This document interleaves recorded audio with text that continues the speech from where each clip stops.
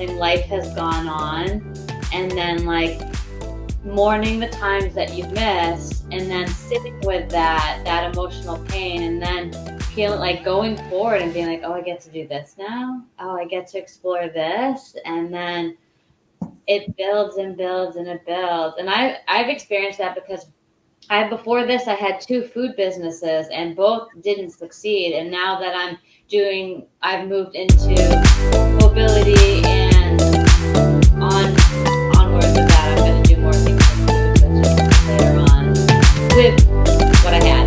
But what I'm trying to say basically is that those 2 food ventures I wasn't able to bring those to the potential that they had to be because I was held back from having problems with food.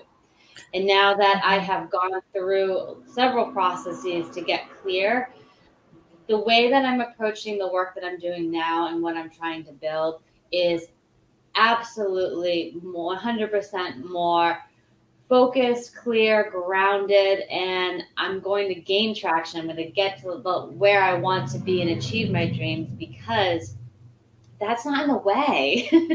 It just feels like I can feel a mental clarity. It's just, there's no food fog. Not there. Yeah, beautiful. All right. So when it comes to someone with distorted eating, why can't gut protocol and or elimination diet wreak havoc on their health? And I apologize. I live in front of UPS, so if you can hear the trucks, I'm so sorry. That's okay. That's a really good question. I'll start off because I was hospitalized for having 3/4 of my colon infected. And I had been on a binge purge for 4 days straight. I mean, like, it must have been 12 times a day. I could not keep food down. It was bad. Yeah. And I ended up having to go to the hospital. I got they blew out pretty much all of my veins with morphine to try to take care of the pain. And then from there, they obviously cleansed me out so they could take a look what was going on, and then kept me on a liquid diet to help calm me down, antibiotics, steroids, all that stuff. And ever since then, it was one of the reasons why I ended up founding my meal delivery company, because I figured I had to play with food. I had gotten allergy tested, and I was like, I have so many restrictions. What can I do? And I started playing in the kitchen, and I thought, well, if it's for me, I can help other people. And then subsequently the business went elsewhere. But the foundation of it was me exploring about what I could do within the realm of because you can't eliminate food like you can with an alcoholic. I'm not going to drink and life's going to, go back together once I do the work, but you have to eat. So I figured that by facing it and then moving through it, I could get clear. And to this day, I'm kind of still working through that, since clearly I had an allergic reaction the other day. But yeah. Speak to me what your thoughts are on that. I feel like we probably both have something a little bit to say. This is tricky, because from a diet culture perspective, elimination diets and gut protocols they're made into diets. It's a diet. It's a restriction. There will be consequences physically, emotionally, mentally to any kind of restriction, whether it's medically necessary or not. Right. So I just want to be gentle with this because, there's people who are like, I had to do this, right? Or I do have severe allergies. We totally honor that.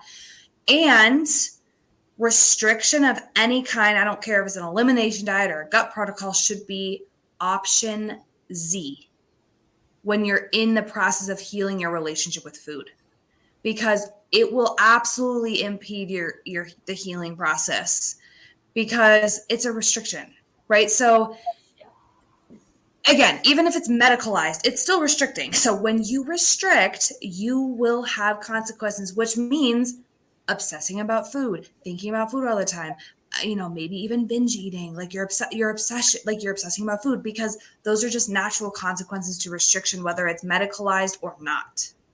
If I just decided to wake up and never eat sugar again, I'm going to have binge eating.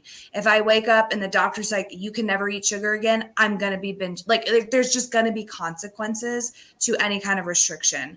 And so what we recommend is an add-in approach. So let's say your doctor's like, wow, you have like type 2 diabetes. We really got to like change your diet. You got to do all these things.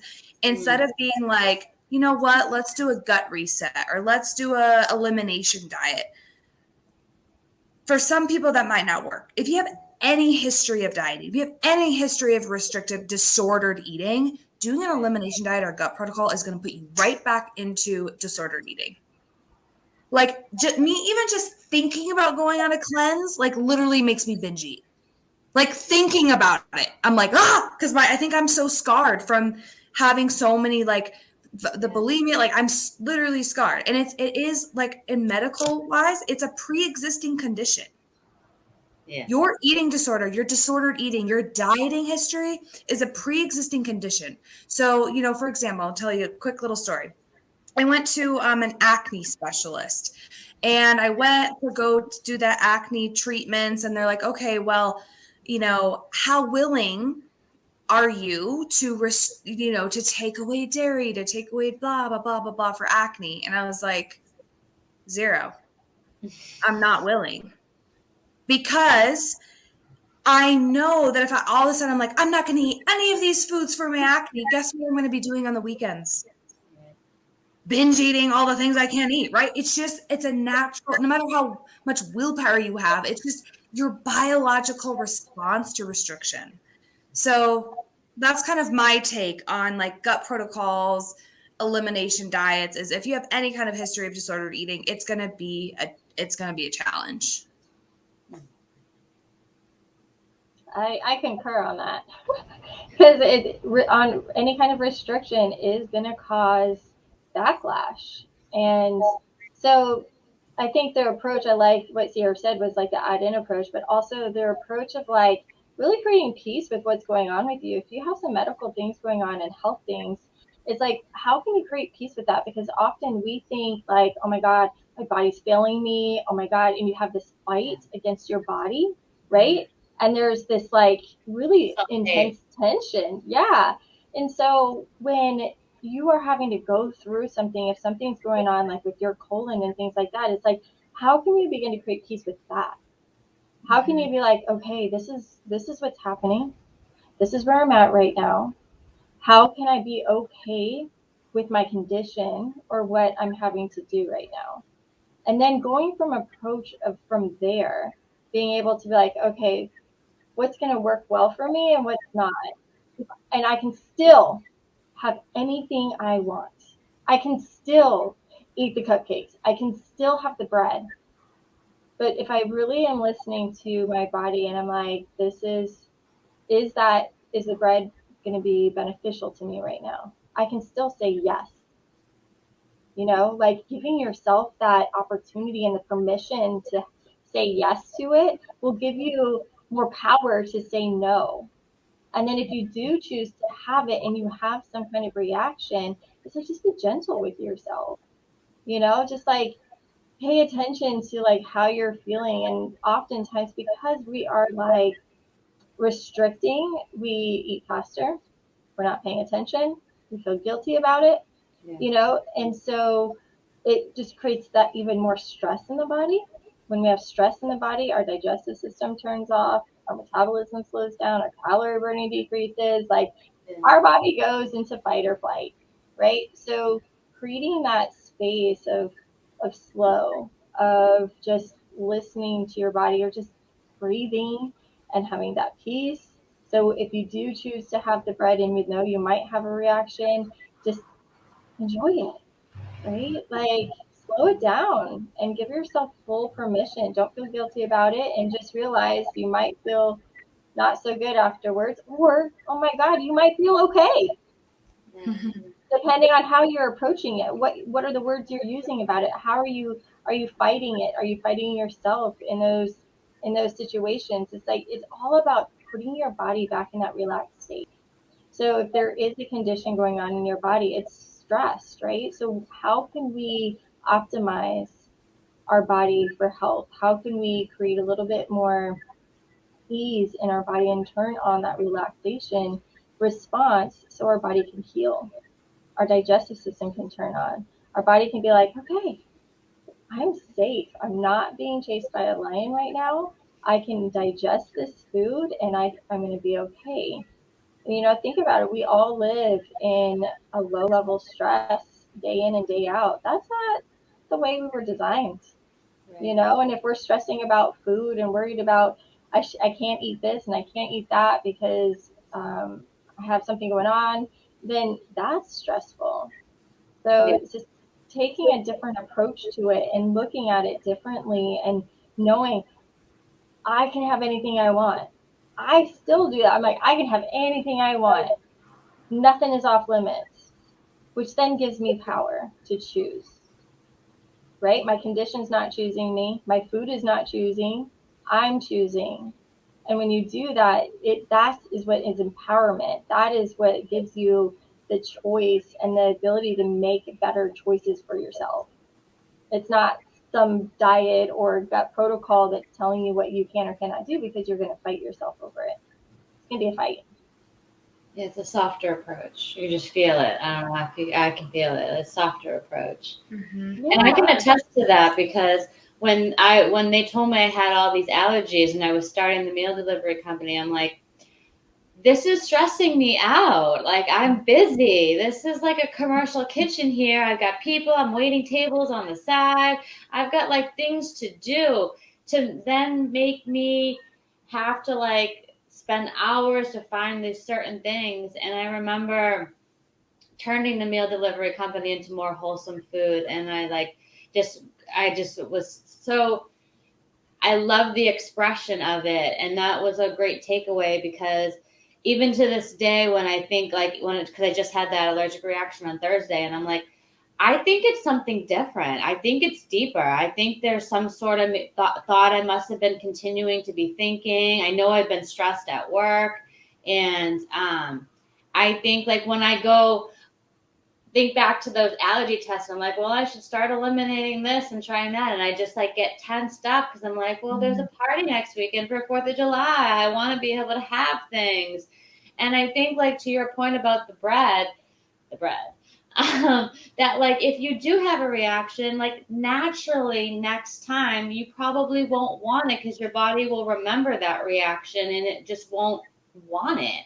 And that's a Right. lot different approach than saying you can't have that. Because You know what I mean? you tell anyone, even like a little kid or an adult, you can't have that. And what do you want? The thing. Right? So that's exactly what we're talking about. That's the psychology behind it. It doesn't work. It doesn't Yeah. work. Telling yourself you can't have something does not work. But coming from an empowered place, like, you know what? I could have anything I want, but I'm choosing like right now, my body needs a little bit of extra support, and like gluten right now is just not feeling good with my stomach. So I'm just going to choose something else that's close to it. Like that would be the other thing I was going to say. Like if you do have sensitivities and allergies, like making sure you are choosing foods that are a really close substitute to the real thing so you can still get the pleasure and feel satisfied. Because if you're like, I'm not going to eat gluten, I'm just going to eat this lettuce wrap, it's not the same. Like it's just not the same pleasure and sensation as like a gluten-free bun could be more supportive for you, but also have a similar like satisfaction level, Yeah. Yeah. Biting into bread is a lot different than biting into lettuce. It's texture. It is an experience. Food was a pleasurable experience. It should be a pleasurable experience. Right. And nothing's wrong with lettuce. Absolutely. It's just if you Right.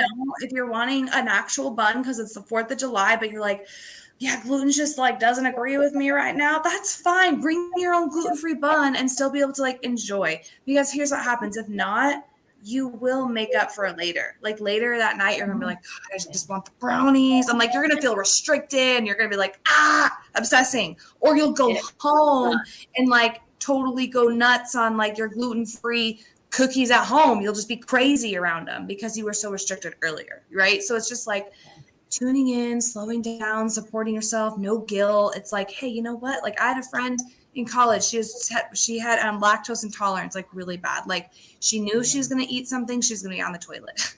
So she would be like, I really want this gelato. And she was like, I can't go out later. We're like, that's cool, girl. Like we'll hang out with you at home. And she did. She got ice cream. She's like, this is so good. And she was on the toilet the rest of the night, but she chose it. You know what I mean? She was like, I know this is going to happen and it's worth it right now.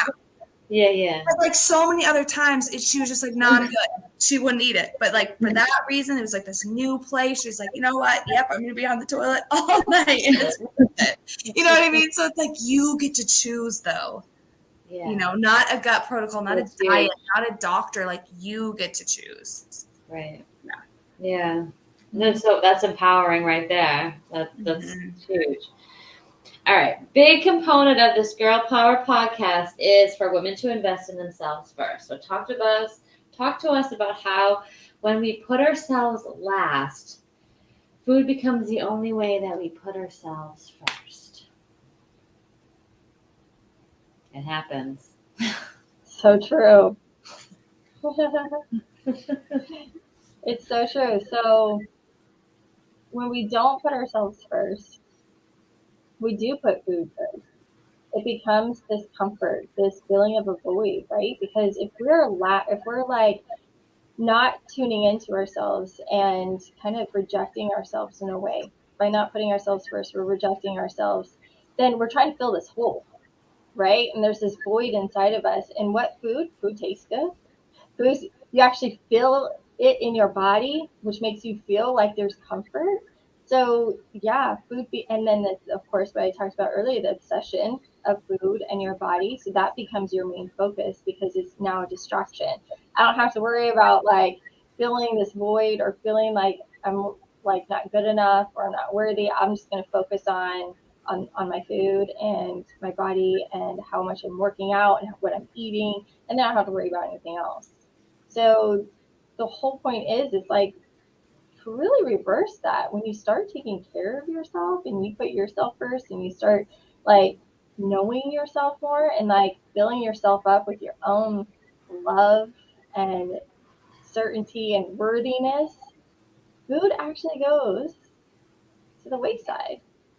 It doesn't become your one and only. You become your one and only, and food gets to be a part of it. And I think that's like such a better way to live. And when I was talking about earlier of how our clients, everything begins to shift for them when they start to put themselves first. Like we have clients who are standing all day cutting hair, not going to the bathroom, not drinking any water, and not eating because they're wanting to put everyone else first, but they don't even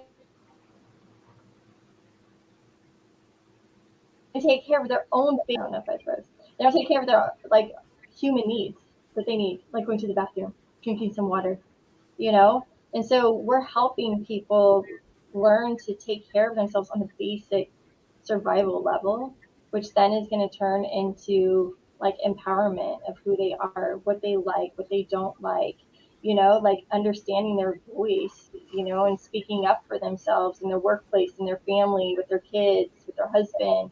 All of these things begin to shift and change, and it's the most beautiful thing. And then they get to enjoy food on top of that because they weren't enjoying it before. They might have thought they were enjoying it, but they weren't enjoying it because it was coupled with guilt and shame and not good enough.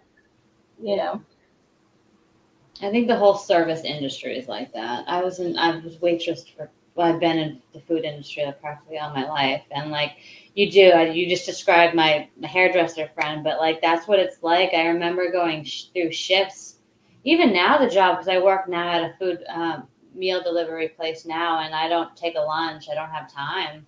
I don't take any breaks all day, and it definitely it's like that whole industry. You're serving people, but you're not end up serving yourself. And I notice sometimes because I won't take a lunch, at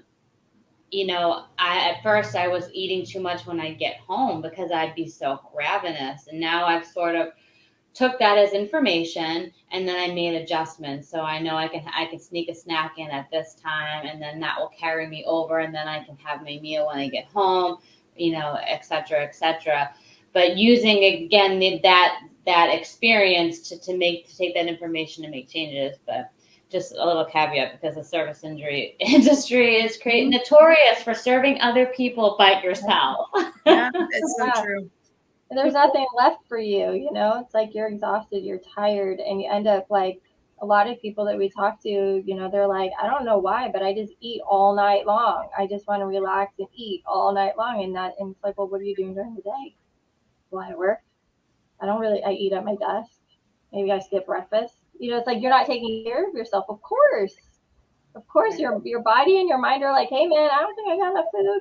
I think we need a signal, some food, and lots of it, please. Right. For sure. Yeah. That's probably like the biggest nighttime eating culprit. Like, why am I just snacking all night? Well, and then it's so simple. Hannah and I are like, well, what'd you eat during the day? And they're like, huh. Well, there you go, right? Like, just like simple, like balancing your blood sugar, like macronutrient balance. Like, are you getting enough food it's really simple. If you're not getting enough food and pleasure and nourishment and like relaxation around food during the day, your body and your brain's trying to make up for it at night. There's nothing wrong with you. You don't have a problem. Like most people, like most 90% of people that have a nighttime eating problem actually don't. They're just like not taking care of themselves during the day.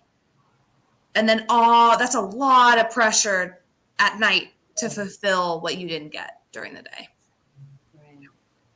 So Ciara and I help people like find pockets and moments to nourish yourself throughout the day, even if you have a really busy schedule, because that's important. We still need to take care of ourselves, and we think that it has to be this big ordeal or this take a long time. That's why people skip meals all the time. It's like, no, it actually doesn't have to take very long, and you do have time for it. We all have time for it. You have time to take 3 big breaths and just calm down for a moment. You do have time to go have a sip of water that takes like 1.5 seconds.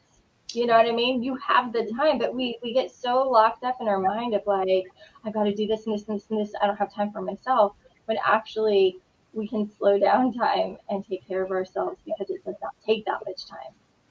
Yeah, it's like a distraction from yourself in a way, the busyness. And then like you're disassociating from yourself. And then when you're that disassociated and fragmented, you can't ever check in. And then when you do take those breaths, you do take that sip of water, that's that moment to recenter, integrate, and then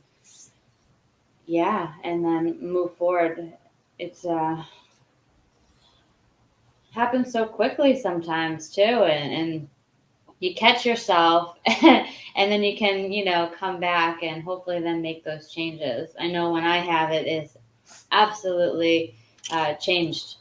It just naturally goes away, like, okay, well, that stopped because I took care of myself. Yeah, so true. All right. How important, you're both mothers, so how important is mirroring a healthy relationship with food to your children? um, Yeah, it's a big one here. Yeah, we just ran like a whole workshop on kids and eating and um it's an experiment. Like again, but yeah, mirroring a healthy relationship with food to my kids is super important. Because I grew up in a house that was pretty normal around food. Like my parents didn't really diet very much, like maybe a little like here and there, but nothing too extreme. So a lot of it was cultural for me. And so I know that by providing a healthy eating environment for them, like this is, Hannah and I talked about this in our workshop, but basically around kids, and we're in charge of what, when, and where they eat, and they're in charge of how much and if they eat it. And it's called The Division of Responsibility by Ellen Satter. And it just makes feeding kids like so easy. Because you're just like, here's your food. And then you don't say a word. Yeah. Like, here's your food. Like, we have, and we serve, like, Hannah and I believe in serving dessert a lot of times with the meal. Like, it's really simple. Like, here's your food. Here's your, your brownie, your green beans, your, chicken pasta. There's no like take some more bites before, like nothing. Like there's nothing said. Like here's your food. We're all gonna sit down and eat as a family, and there's no discussion about food. I mean, like maybe it tastes yummy, but there's just not this pressure. Like there's no cleaning the plates. It's just really easy, right? It's easy breezy, and that's really important because they're probably going to hear other things and other people's homes, or they're going to hear other things from other family members. And I think it's really important for kids to learn how to trust themselves, and they already do. Have you ever like seen a baby and you're trying to like feed it some more of the bottle and like spits up and spits it out? They know how much to eat. Right. Kids know. They are natural intuitive eaters. Right. It's parents and society and culture that we kind of like accidentally really just rip that away from them by being like, one more bite. Are you sure you're like, ugh, like let it go, right? But it is so hard. And I'm not perfect, like sometimes it'd be like, you literally ate no vegetables all the day. But also look at it from a week's perspective, not the single meal, right? So maybe today they had no vegetables, but like on Monday, my kid was dipping raw broccoli in her ice cream for dessert. Like that's weird, but also whatever, So yeah, it's definitely really important to just have a really relaxed environment around food. For sure, because relaxed and intuitive kids grow up to be relaxed and intuitive adults that we can help, right? Or like we can help guide them back into that. But again, kids are naturally know how much they should eat. Yeah, they do. They really do. And when I hear stories of parents that will say, you have to eat now. My kid's not eating. Well, like they're not eating because they're not hungry. So like they're gonna tell you, well, they didn't eat all day. Well, I'm sure the next day they're gonna like be hungry, because I know for me naturally some days I'm more hungry than others. Yes, and like kids. a few days in a row I'm super hungry, and then a few days I'm not, and then there's my whole cycle. So like that's going to happen in a child too. So to be exposed. Yeah, the range. I actually read this really cool fact that just made me feel so much better. I know if you're a parent out there, this is gonna like blow your mind and make you feel better. That toddler, like in the toddler age range, like they can eat anywhere from 400 calories a day. That's like nothing to 4,000 calories a day on any given day for no rhyme or reason. One day they might eat, you'd be like, oh my gosh, they're eating me out of the house. And the next day eat like one French fry and be like, and then that's normal. Like it's totally normal. Like your kid could eat like literally could survive on 400 calories a day and be like, I'm healthy growing. And another kid needs 4,000 calories a day. And it could change, right? Like every kid's body type is different and every kid's going to grow differently. And our job as parents is to provide a safe and nurturing environment and like let them grow the way they're going to grow and let them eat the way they're going to eat. And our job is to provide healthy foods, right? Like we're providing opportunities for them to eat, and like that's our job. And their job is to choose whether or not to eat it and let them grow, predict like they're going to grow. Yeah. That's why we think it's so important for parents to heal their relationship with food so that they can like do exactly what Ciara is doing. Because what happens is we have our own beliefs, and if we have a disordered way of eating, it's going to be extremely challenging to try to raise an intuitive eater, because you're going to have your own beliefs and your own disordered patterns, and your kids are going to pick up on that because they're watching you. They're like, you're telling me to do this, but you do that. I'm going to do what you do. Sorry. I'm just going to watch you. So it's so important that the parents heal their relationship with food and really work on their belief system, their mindset, their behaviors around food, so they can show their kid how to have a relaxed way of eating and relationship with food. Because a lot of the people that we work with, it's goes back from childhood. Finish your plate. All the rules that you had around food as a child affect you in your adulthood. Yeah, we do. We decondition the children when they know more than they're more in tune with themselves than us adults. Yeah, exactly. Yep. That's part of the reason why I'm actually not going to have children. I had a long thought about that because I'm approaching the age where it's just not going to happen. But a big part of when I was in my early 30s, when you kind of feeling my biological clock, I was still really heavily into my eating disorder, and I just knew that I always was seeking out help, and I just knew that I wasn't right in the head. And this won't be the case for a lot of you ladies out there, but for me specifically, I knew I wasn't okay, and that I wasn't going to be comfortable bringing somebody in because I had not even just food problems. I had career problems. I had, living situation problems, relationship problems. There were so many different layers that I just consciously, thought years about of like, I could bring somebody in and I could probably get enough help to do that. But there were so many other factors that I just knew I wasn't going to be able to sustain that. But I think it's important because my childhood specifically with the trauma and the food behaviors, it was just too much. And I'm okay. I've made peace with that in my lifetime because I'm gonna give back in other ways, and I have enough, friends and nieces that have children that I've lived with them and been with them, and I love them all. But it is something that I do take very seriously because I do think I know what it's like as the child that grows up and then has their life, taken away from them because of all of that. Not that I think I couldn't raise wonderful children, and I do still have a little bit of time. But when the pivotal moment was happening, when my biological clock was really going, I was just like, I'm kind of still sick. Yeah. Yeah. All right, so ladies, let's wrap this up a little bit. Tell me all about what you do. Tell our audience how to find you and what you're up to and how you can help them and all the good stuff.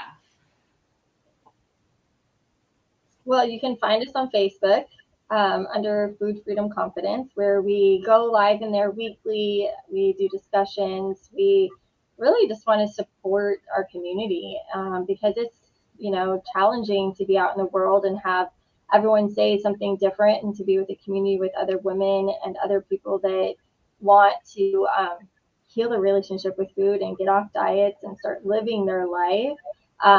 That Facebook group is a wonderful place to be. Just keep getting fed the information and what you want with your life. I think it's so valuable, important. We also have programs. We have a 6-month program called the Empowered Eating Inner Circle, which we're going to be opening up here pretty soon. And we have memberships. And what else do we have, Ciara? We have one-on-one coaching. If One-on-one it's coaching. that you're really ready to dive in and want some extra help, we offer one-on-one coaching. And yeah, our Food Freedom Confidence Facebook group is a great place to start to get to know us a little bit more, watch our training videos, get support, be in a like-minded community. And we stay, in really close contact with all of our members in there. And yeah. I love it. I'm a member of the group, guys. It's amazing. Well, what I'll do is link it below in the description. So if anybody can just easily click and just head right on over to the group. And I'll try to link a few other things like your website and your stuff from there so that everybody can get in contact. So ladies, thank you so much for being on the show. I know it was a super important, near and dear to me conversation. And I do think you are industry leaders in this. I love what you're doing. I want to know more. I want to talk more about this as time goes on, but continue to be awesome.